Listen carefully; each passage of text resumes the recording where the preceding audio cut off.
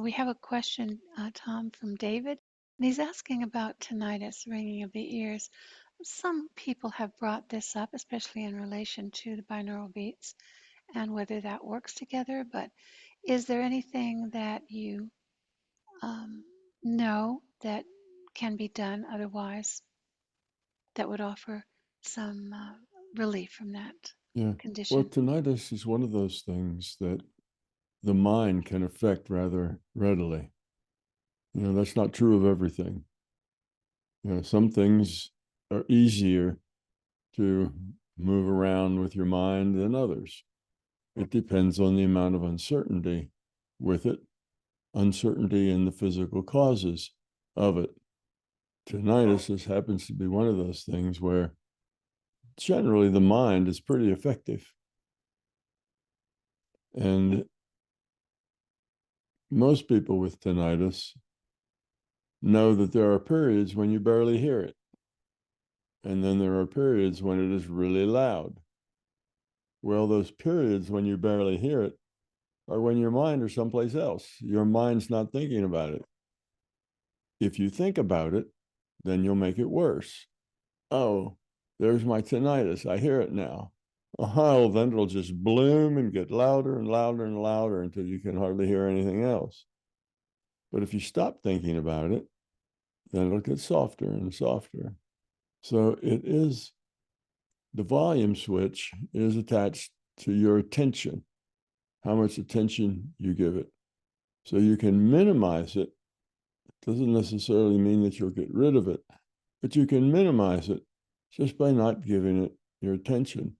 Now, most pain is that way as well.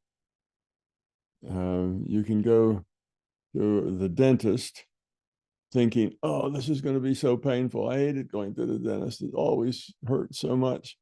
And anything he does will be painful.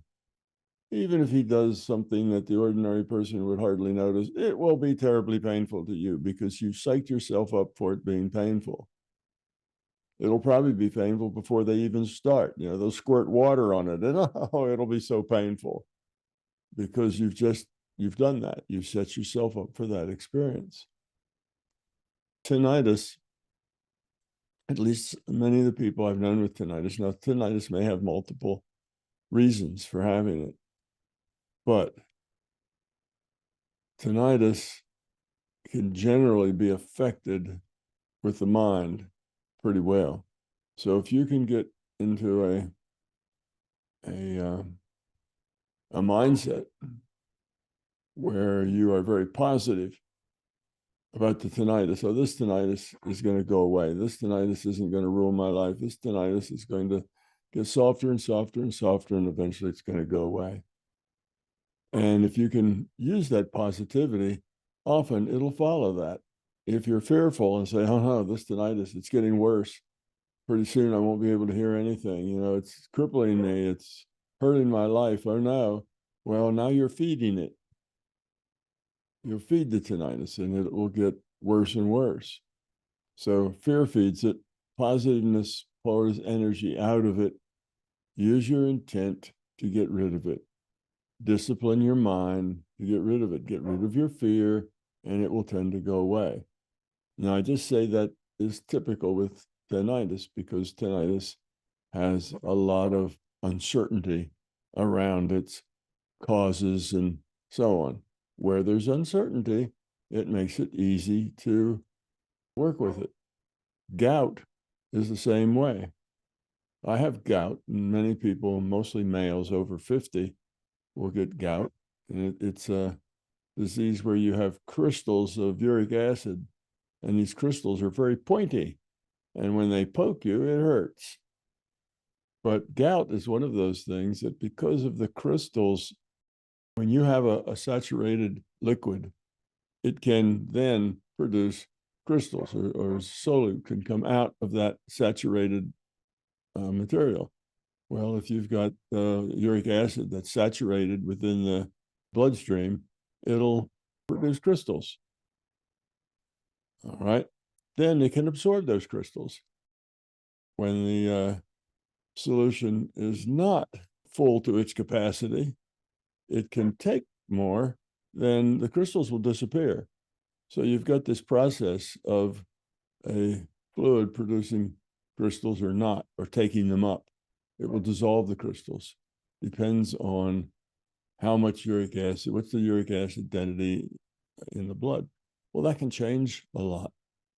The density of something in your bloodstream, how many particles per unit volume you have there, can go up or go down. There's a lot of uncertainty about that. So you can use your mind to great effect to help reduce the pain of your gout, because there's lots of uncertainty with it. So that's another disease that is very mental, or very, connected with the mind more. Your mind is more able to change it. And tendinitis is like that. And there's other things like that too. Those things that have a lot of uncertainty attached to them. So That's whether interesting. I didn't know about that one. so whether the blood serum will melt these crystals and put them back into solution, or whether they will precipitate out of the solution as crystals, that's a fine thing going on inside the blood, inside that solution that is the blood. And a lot of things affect that. So that's where the uncertainty comes from. So in your mind, you just see those crystals just dissolving and being taken back up into the liquid. It's like salt. You can do the same thing. You can take salt and put it in water and shake it up, put more in to where the liquid is just full of salt. Can't get any more in it. Okay. The liquid has taken on as much salt as it can possibly take on. And then if you take that liquid and let it sit, particularly if you let it sit in a cold place, cold liquids can hold less solids. So then you start to get crystals.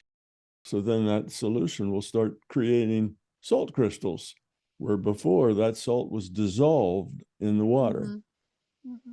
It'll start creating more salt crystals. And you can sit there, and when you stirred it up and it was hot, no crystals in it at all. Yeah. Everything's in a solution. You let it cool off and you see these salt crystals start showing up on the bottom. It's the same thing with those uric acid crystals in your blood. You can use your mind just to heat up a part of your anatomy, to warm up your feet or your whatever. So just changing a little bit of blood chemistry in your toe, usually your big toe, then you can change the results of that particular disease. Well, that's interesting, Tom. If you went Thank to, you. tinnitus is sort of like that. You can modify it with your intent more easily. You get something very physical, like a broken bone, you break your arm. Well, now you can't just use your intent to unbreak your arm, right? That would be a miracle.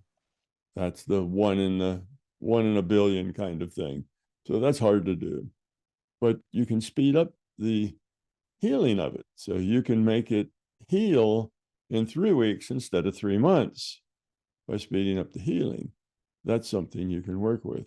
So some things you can work with readily, and other things you can't.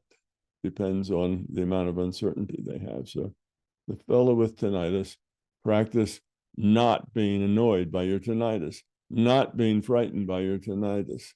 When that tinnitus comes around, try to ignore it, just like we do the pain. Ignore it, let it go. Imagine it getting less and less and less.